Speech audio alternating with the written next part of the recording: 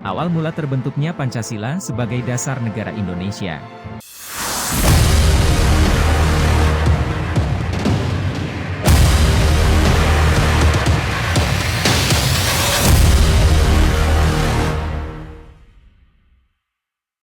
Hari-hari besar nasional Indonesia yang merupakan hari-hari bersejarah bagi seluruh rakyat Indonesia. Kemerdekaan yang dirasakan oleh rakyat Indonesia saat ini merupakan hasil dari keputusan yang diambil pada saat hari-hari bersejarah itu. Hari lahirnya Pancasila merupakan salah satu di antaranya. Hari yang diperingati pada setiap tanggal 1 Juni ini merupakan titik balik dari penentuan Negara Kesatuan Republik Indonesia.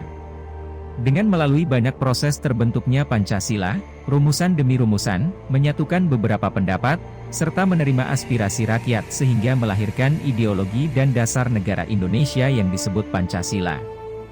Sedikit sejarah sebelum pembentukan Pancasila, berawal dari dijajahnya bangsa Indonesia oleh bangsa Portugis pada tahun 1511 yang kemudian disusul oleh dua negara yaitu Spanyol dan juga Inggris yang juga ikut serta menjajah Indonesia.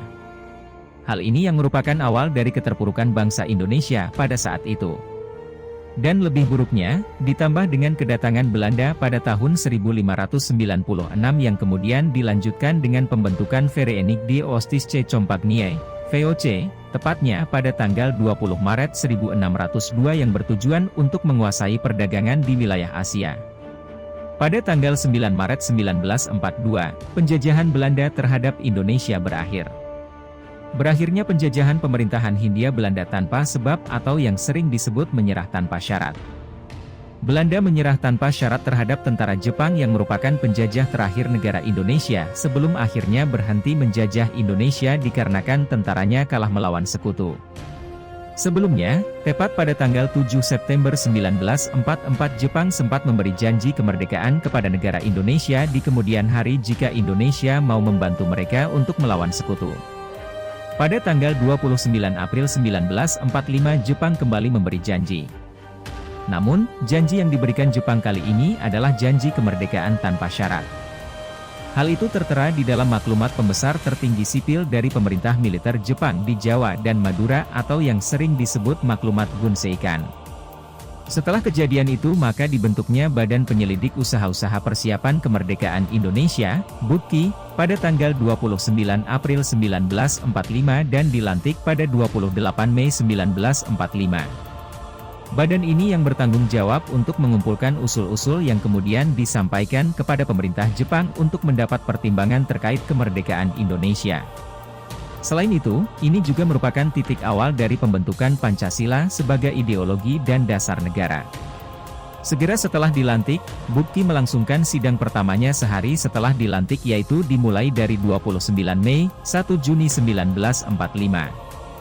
Dua tokoh ini, Muhammad Yamin dan Insinyur Soekarno mengusulkan pembentukan dasar negara. Dalam usulannya Muhammad Yamin, beliau mengungkapkan secara lisan calon dasar negara di antaranya yaitu adalah peri kebangsaan, peri kemanusiaan, peri ketuhanan, peri kerakyatan, dan kesejahteraan rakyat. Selain itu, secara tertulis Muhammad Yamin juga mengajukan usulan di antaranya, ketuhanan yang Maha Esa, persatuan Indonesia, rasa kemanusiaan yang adil dan beradab, kerakyatan yang dipimpin oleh hikmat kebijaksanaan dalam permusyawaratan perwakilan, keadilan sosial bagi seluruh rakyat Indonesia. Kemudian Insinyur Soekarno dalam pidatonya, pada tanggal 1 Juni 1945 memberi usul calon dasar negara yaitu, nasionalisme, kebangsaan Indonesia, internasionalisme, perikemanusiaan, mufakat atau demokrasi, kesejahteraan sosial, ketuhanan yang berkebudayaan. Kelima hal ini kemudian diberi nama Pancasila yang berarti Panca Lima dan Sila Azas. Kelima poin yang dicetuskan oleh Insinyur Soekarno, berdampak kepada pembentukan Panitia 9 yang terdiri dari Insinyur Soekarno, Muhammad Hatta, Muhammad Yamin, Marami Abikoesno, Abdul Kahar Ahmad Soebarjo, Agus Salim, dan Wahid Hasjim. Panitia 9 ini bertanggung jawab dalam hal merumuskan ulang Pancasila yang telah dicetuskan oleh Soekarno dalam pidatonya. Pada tanggal 22 Juni 1945, Panitia 9 bersama dengan BUPKI mengadakan rapat yang menghasilkan perumusan hukum dasar atau yang sering disebut Piagam Jakarta yang di dalamnya berupa usulan untuk pemeluk agama Islam wajib menjalankan syariat Islam. yang kemudian resmi dibahas pada tanggal 10 dan 14 Juli 1945. Pada tanggal 17 Agustus 1945 sore, ternyata Insinyur Soekarno dikunjungi oleh petinggi-petinggi daerah Maluku, Nusa Tenggara, Sulawesi, serta Kalimantan. Kedatangan mereka untuk menyatakan keberatan akan rumusan yang mengatakan bahwa pemeluk agama Islam wajib menjalankan syariat Islam. Para golongan Islam sempat keberatan akan hal ini. Namun, setelah dibahas lagi, maka kalimat tersebut diganti menjadi ketuhanan yang Maha Esa.